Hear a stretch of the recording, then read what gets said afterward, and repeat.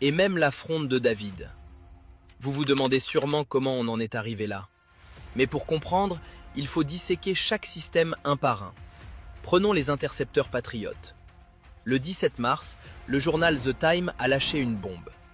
Durant les premiers jours, les pays du Moyen-Orient ont brûlé plus de 800 missiles patriotes.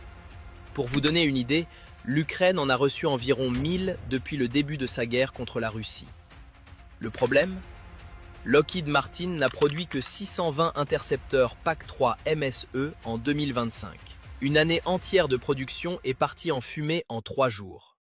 C'est comme si vous claquiez tout votre salaire annuel en un seul week-end. C'est de la folie pure. Donc, les pays du Golfe sont à sec. Principalement parce que ce sont, disons-le, de parfaits débutants.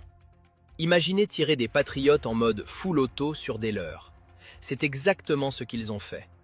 Durant les premières 48 heures, l'Iran a tiré plus de 1200 projectiles. 70% d'entre eux étaient des drones. Le but était de vider les stocks. Et ça a fonctionné.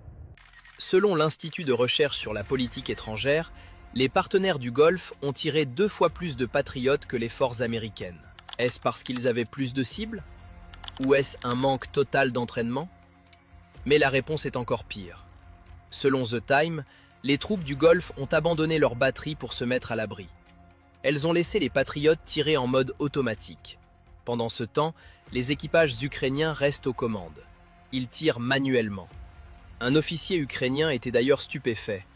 Il a entendu que certains pays tiraient jusqu'à 8 missiles patriotes sur une seule cible. On parle de 24 millions de dollars pour abattre un drone en plastique. C'est fascinant. Donnez la même arme à 2 pays différents et le résultat n'aura rien à voir. En 96 heures, les partenaires du Golfe ont consommé 618 missiles. C'est 15% de leur inventaire total de 4000 missiles.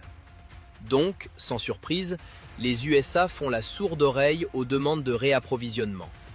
Ils savent que les munitions seront brûlées en 48 heures.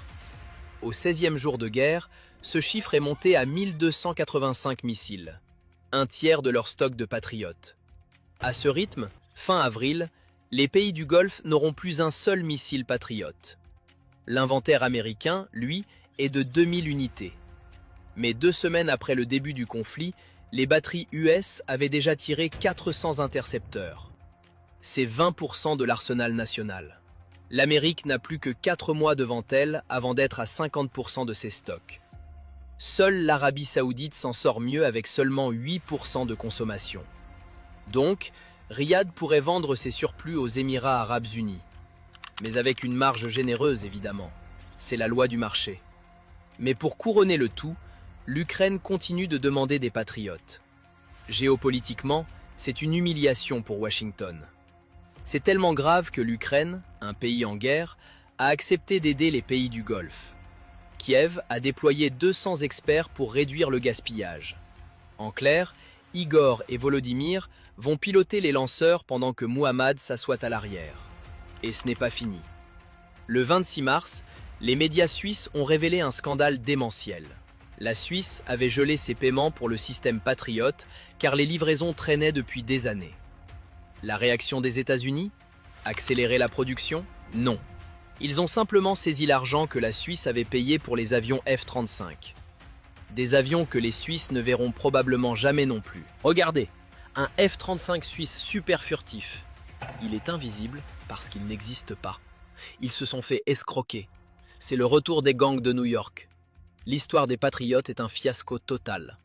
Donc, pour boucher les trous, les Émirats se tournent vers la Corée du Sud. Ils ont commandé des missiles Chang'e 2 pour 3,5 milliards de dollars. Mais en 2026, seules 2 batteries sont opérationnelles. Elles ont déjà tiré 60 intercepteurs contre les attaques iraniennes. Leur stock s'épuise aussi. Le 9 mars, un avion C-17 émirati a dû transporter en urgence 30 missiles depuis une base en Corée du Sud. Pourquoi cet achat? Parce que le missile coréen coûte 3 à 4 fois moins cher qu'un patriote, tout en étant plus performant. Mais encore une fois, les stocks mondiaux sont ultra limités. Si vous pensez que la situation du patriote est critique, attendez de voir ce qui arrive au système THAAD. C'est le dernier rempart contre les missiles nucléaires et il est en train de s'évaporer à une vitesse terrifiante.